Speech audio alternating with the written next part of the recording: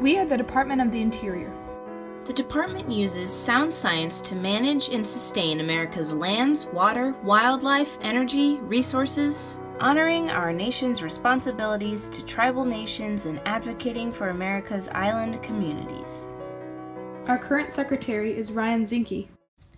Our bureaus include the U.S. Fish and Wildlife Service, Bureau of Land Management, all of these,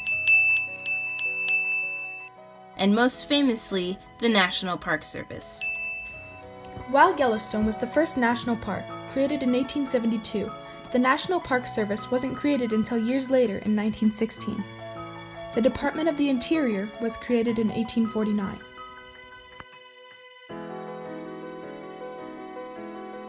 In 1789, Congress established the Department of Foreign Affairs, Treasury, and War.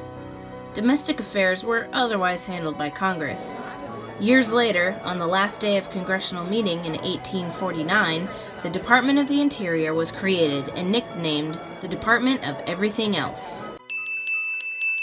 The department used to handle small land disputes and the interworkings of Washington, D.C., but is now responsible for so much more.